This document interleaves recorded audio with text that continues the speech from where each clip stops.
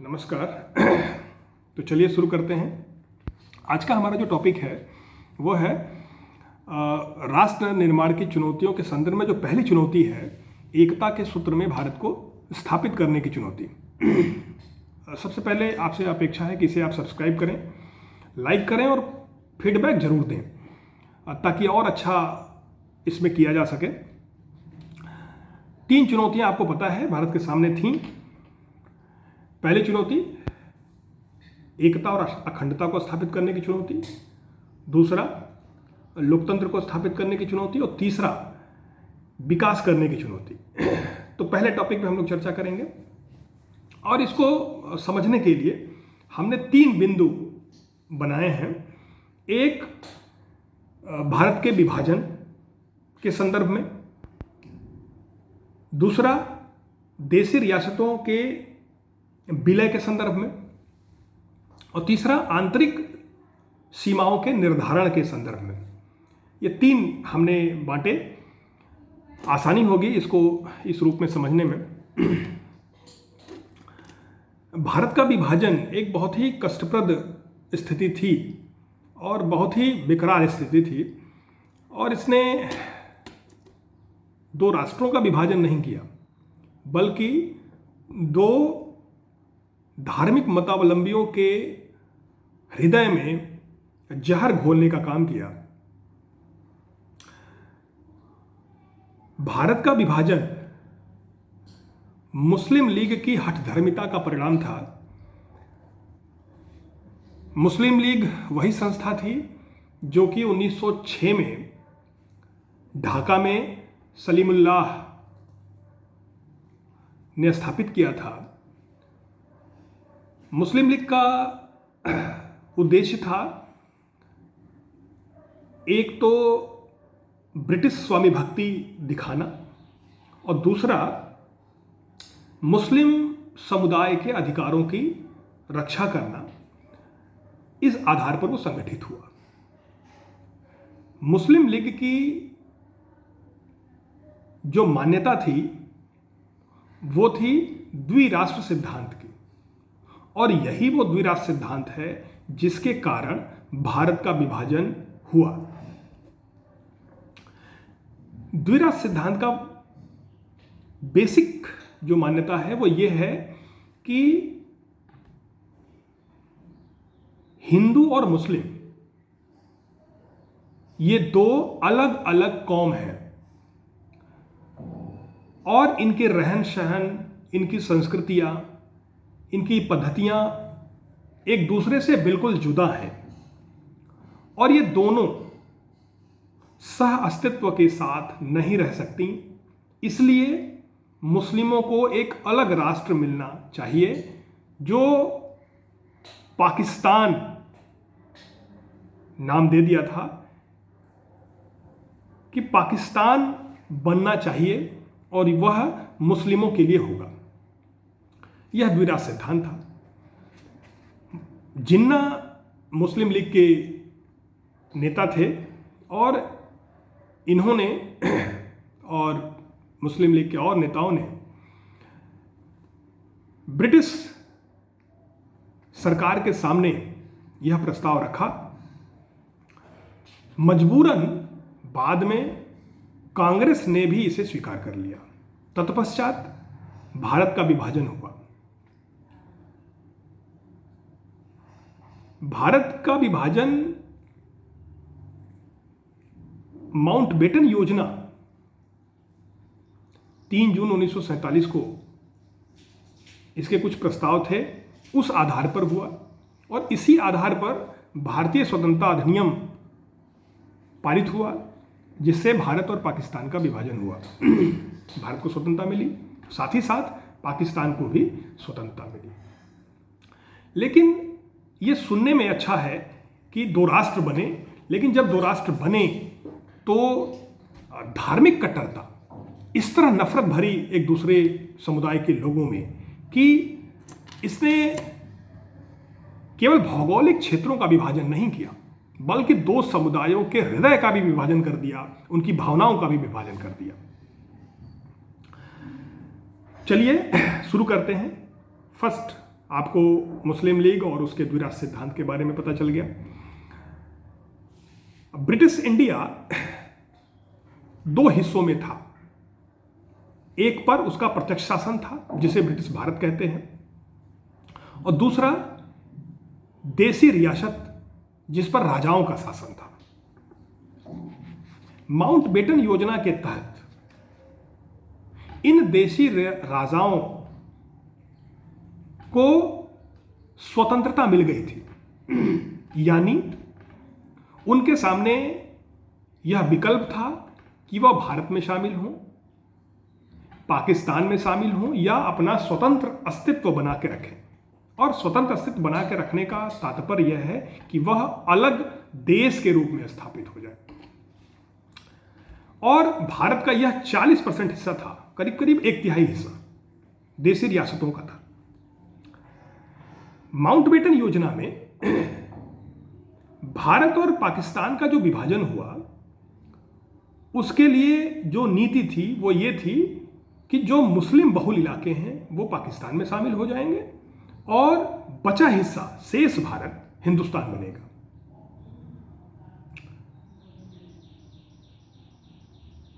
उस समय भारत का पूर्वी और पश्चिमी हिस्सा दोनों मुस्लिम बहुल था। समस्या आई उन इलाकों को बांटने की जहां दोनों समुदाय साथ साथ रहते थे।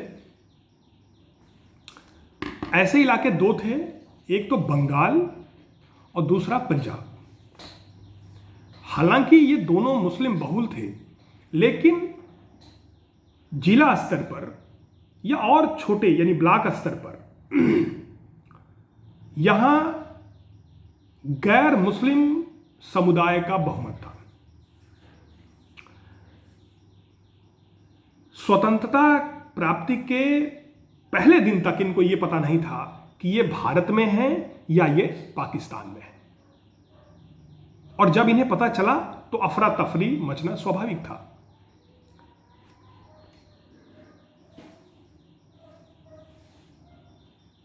ये जो समस्या आई, इसमें दोनों तरफ जो अल्पसंख्यक थे उन पर एक विपदा की तरह था।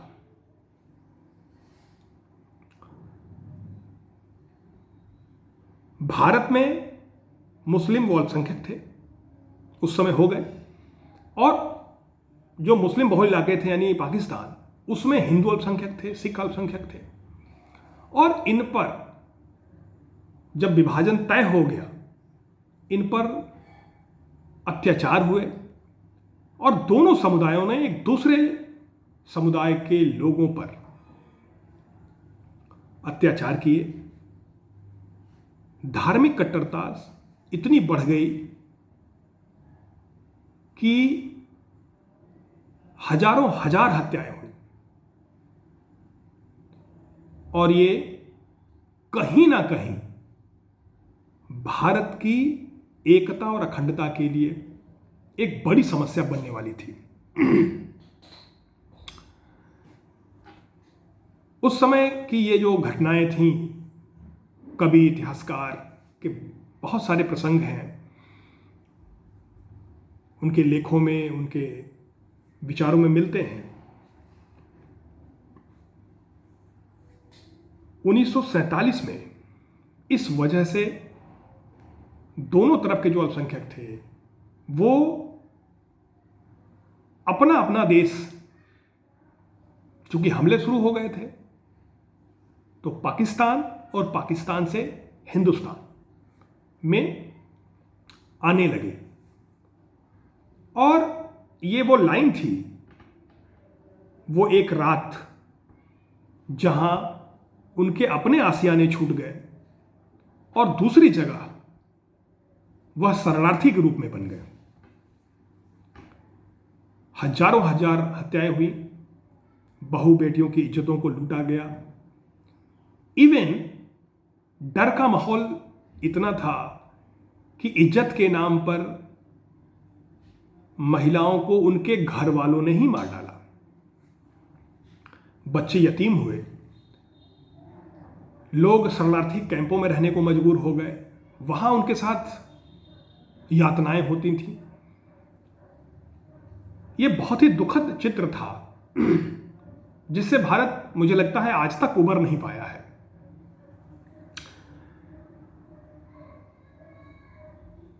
ये जो आबादी थी दोनों तरफ की, जो अपने देश को ढूंढ रही थी, यह स्थानांतरण इतिहास का सबसे बड़ा स्थानांतरण था, जो कि आकस्मिक था क्योंकि पता ही नहीं था, अनियोजित था क्योंकि प्लान बना ही नहीं, और यंत्रणाओं से भरा था। अत्याचार हुए और इसके कुछ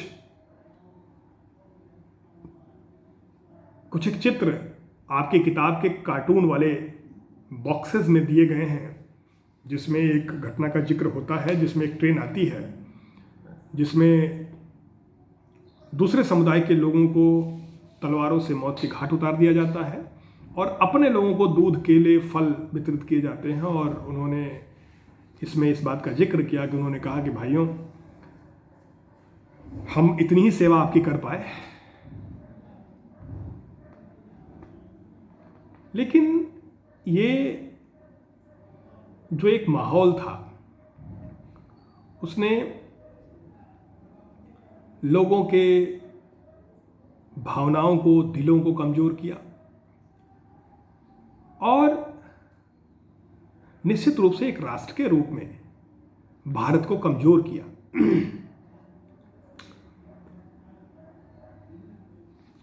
निश्चित रूप से अगर हम देखें तो 1951 में भारत में कुल आबादी मुस्लिमों की वो 12% थी, जबकि विभाजन के पश्चात बड़ी संख्या में यहां से लोग पाकिस्तान गए। इस स्थिति में भारत के सामने दो सवाल मुख्य हैं जिसे हमें समझना चाहिए कि क्या जो भारत का विभाजन है, और यह आज के संदर्भ में भी बहुत महत्वपूर्ण है, कि क्या भारत का विभाजन जो धर्म के आधार पर हुआ, उस लिहाज से भारत भी एक हिंदू राष्ट्र है या कोई धार्मिक राष्ट्र है? और दूसरा, भारत में जो अल्पसंख्यक हैं उनकी अपनी स्थिति क्या है, या भारत की सरकार उनके साथ क्या बर्ताव करे? ये दो सवाल बहुत महत्वपूर्ण हैं। पहली बात, पहले का जवाब, भारत के जो अग्रणी नेता थे जिन्होंने आस्थे आंदोलन में भारत को आज़ादी दिलाने में महत्वपूर्ण भूमिका अदा की, उनका शुरू से ही ये मानना था कि भारत सभी लोगों का देश बनेगा, सभी धर्मों का देश बनेगा, यह एक धर्मनिरपेक्ष राष्ट्र होगा, यह एक धार्मिक राज्य नहीं होगा। यह इसलिए भी महत्वपूर्ण है क्योंकि 1906 में जब मुस्लिम लीग बना, उसी प्रतिक्रिया स्वरूप 1916 में हिंदू महासभा जैसे अन्य संगठन भी बने जो कि हिंदुओं को लामबंद कर रहे थे, उन्हें संगठित कर रहे थे। लेकिन भारत का जब संविधान बना तो संविधान में यह स्पष्ट कर दिया गया कि यह सभी लोगों का देश है, सारी विविधताओं के लिए यहां जगह है।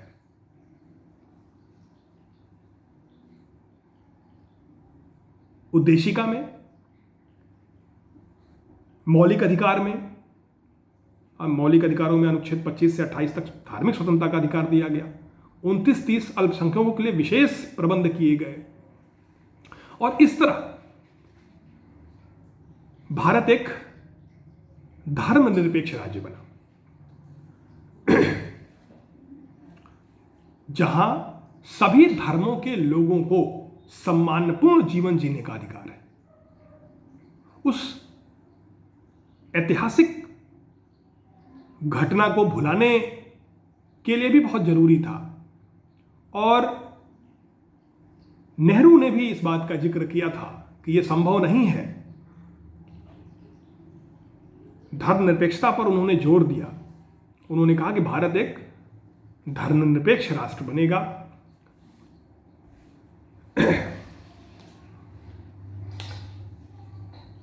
इसके पश्चात दूसरा जो बिंदु मैंने बताया वो बताया कि देशी रियासतों का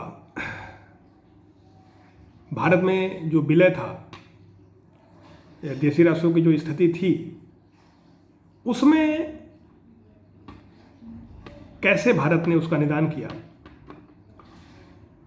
तो जैसा कि मैंने बताया कि लगभग 1/3 हिस्सा देशी रियासतों का था और इनके पास यह विकल्प था कि वह भारत में शामिल हो, पाकिस्तान में शामिल हो या स्वतंत्र रहें। और करीबन 565 देशी रियासतें उस समय थीं और 565 देशी रियासतों को यदि यह विकल्प था कि वो स्वतंत्र रहें, तो आप कल्पना कर सकते हैं कि आज भारत यदि उस तरीके से, ब्रिटिश भारत उस तरीके से आज़ाद हो जाता तो क्या संभावना रहती। हर 10 किलोमीटर और 20 किलोमीटर पर आपको वीज़ा और पासपोर्ट की आवश्यकता पड़ती और यात्रा इसी हिसाब से संपन्न होती।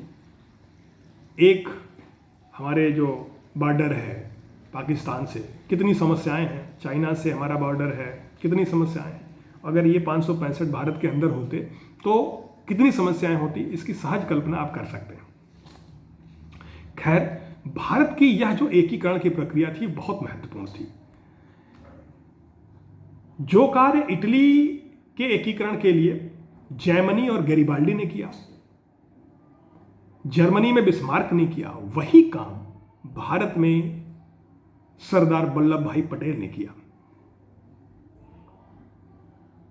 सरदार वल्लभ भाई पटेल ने देशी रियासतों के विलय में बहुत ही महत्वपूर्ण भूमिका अदा की।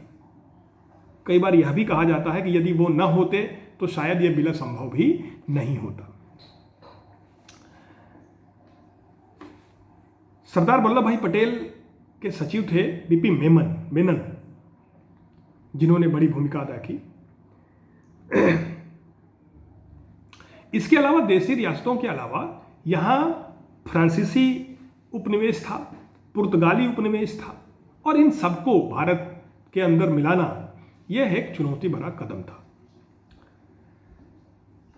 आज का जो अखंड भारत दिखता है वह सरदार वल्लभ भाई पटेल, जो कि उस समय रियासत मामलों के प्रमुख थे और हमारे देश के प्रथम उप प्रधानमंत्री भी हुए, जिनके ही प्रयासों से यह अखंड भारत का सपना पूरा हुआ।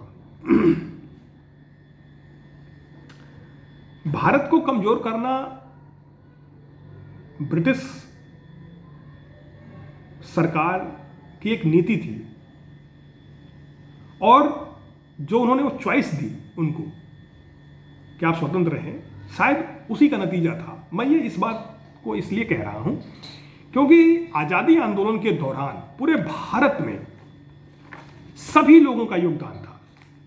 उसमें राजा भी थे और राजाओं के प्रजा भी थे और प्रजा जो आंदोलन कर रहे थे स्वतंत्रता के लिए, वो राजाओं से भी स्वतंत्र होना चाहते थे, वो ब्रिटिश सरकार से भी स्वतंत्र होना चाहते थे और राजाओं से भी स्वतंत्र होना चाहते थे। लेकिन जब ये विकल्प मिला और राजाओं को ही यह तय करने का अधिकार था कि वो स्वतंत्र रहेंगे या भारत में शामिल होंगे या पाकिस्तान में शामिल होंगे, इनमें जनता का कोई हस्तक्षेप नहीं था। तो यह एक बहुत ही जटिल स्थिति थी। खैर, बहुत ही शानदार तरीके से सरदार वल्लभ भाई पटेल ने अपनी भूमिका निभाई। बहुत सारे स्टेट से उन्होंने, देशी रियासतों से उन्होंने बात करी और वो 15 अगस्त 1947 तक भारत में वो शामिल हो गए। लेकिन कुछ देशी रियासतें ऐसी थीं जिनको भारत में शामिल करने में कठिनाई हुई। उनमें एक हैदराबाद है, मणिपुर है, जूनागढ़, जम्मू कश्मीर, ये 4 स्टेट का जिक्र आता है, जिसको हम लोग धीरे धीरे पढ़ेंगे, जिसमें जम्मू कश्मीर को हम लोग अलग से ही एक वीडियो बनाएंगे और वो काफ़ी महत्वपूर्ण होगा। इसमें हम लोग हैदराबाद, मणिपुर और जूनागढ़ के बारे में जानकारी प्राप्त करेंगे। यह स्थिति काफ़ी विचित्र थी, जैसा कि आप समझ गए होंगे। 565 देश होते और ये काफ़ी विडंबना भी हो जाती एक तरह से, एक कि जो जनता स्वतंत्रता के लिए लड़ी हो वो राजाओं के अंतर्गत काम करे। भारत सरकार का नजरिया थोड़ा कठोर था और वो ये चाह रही थी कि एक अखंड भारत के लिए जो संपूर्ण नक्शा आज जो दिख रहा है उसके लिए इन रियासतों का भारत में विलय होना जरूरी था।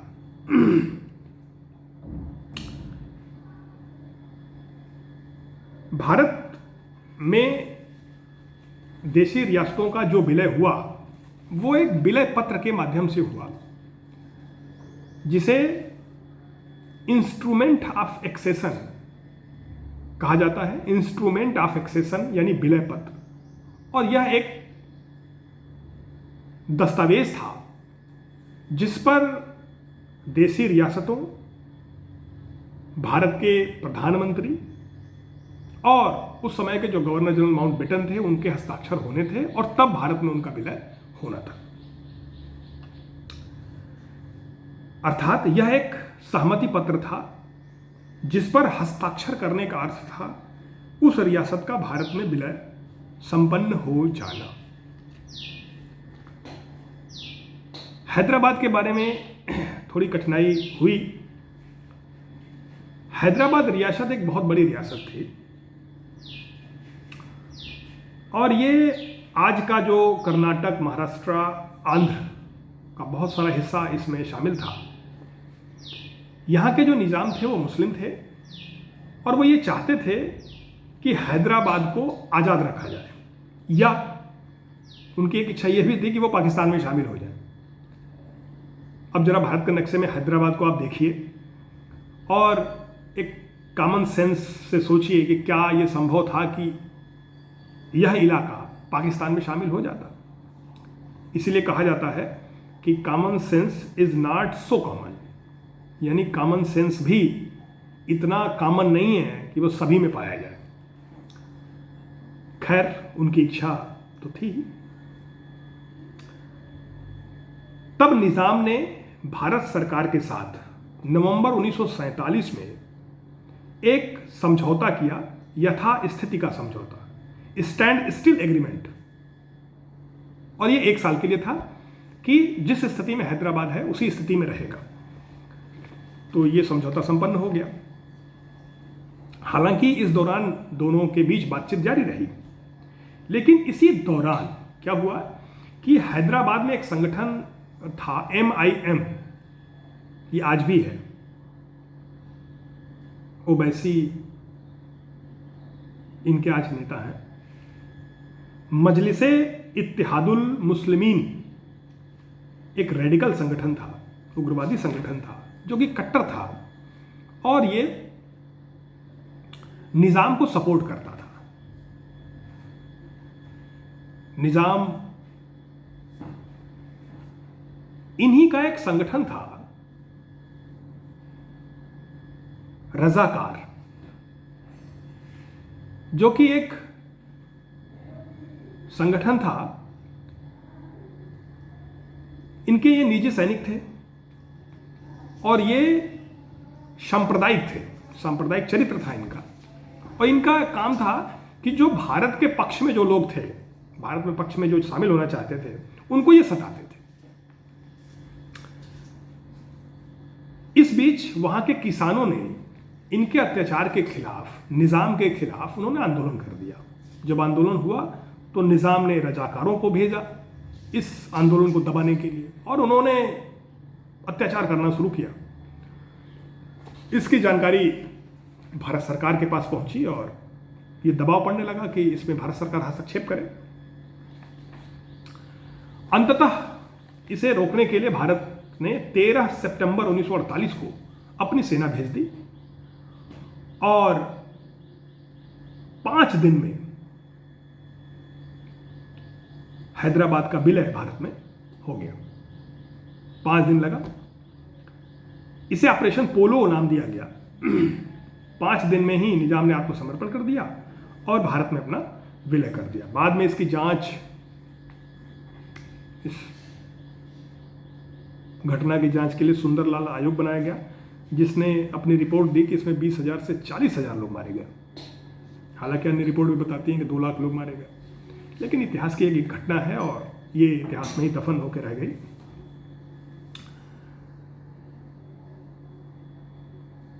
तो इस हिसाब से हैदराबाद का भारत में विलय हो गया। मणिपुर का विलय भी थोड़ा टफ रहा। और क्यों टफ रहा? क्योंकि मणिपुर के जो राजा थे बोधचंद सिंह, इन्होंने अपने राज्य की आंतरिक स्वायत्तता बरकरार रखने की शर्त पर भारत सरकार के साथ विलय पत्र पर हस्ताक्षर किए। इस बीच जनमत के दबाव में महाराजा ने जून 1948 में चुनाव करवा दिए। चुनाव संपन्न होने के बाद मणिपुर एक संवैधानिक राजतंत्र वहां कायम हुआ और विधानसभा अस्तित्व में आ गई। जब विधानसभा अस्तित्व में आ गई तो विधानसभा में 2 मत थे। पहला, वहां की कांग्रेस जो भारत के विलय के पक्ष में थी, और जो वहां के अन्य पार्टियां थीं वो नहीं चाहती थी कि वो भारत में विलय करें। भारत सरकार ने उस समय राजा पर दबाव डालकर और भारत में विलय के समझौते पर हस्ताक्षर करा लिए। ये समझौता पत्र भी विलय पत्र ही था और महाराजा ने भारत में विलय पत्र पर हस्ताक्षर कर दिया और मणिपुर का भारत में विलय हो गया। विधानसभा में जरूर मतभेद थे और इसी कारण भारत के इस कदम से वहां के लोग असंतुष्ट थे और यह असंतुष्टता आज भी यदाकदा दिखाई पड़ती है। तो इस तरीके से आज हम लोग 2 ही इसमें समझ पाए, एक हैदराबाद और दूसरा मणिपुर। ये वीडियो बड़ा ना हो जाए इसलिए मैंने आज इसे समाप्त करने का निर्णय किया। Thank you.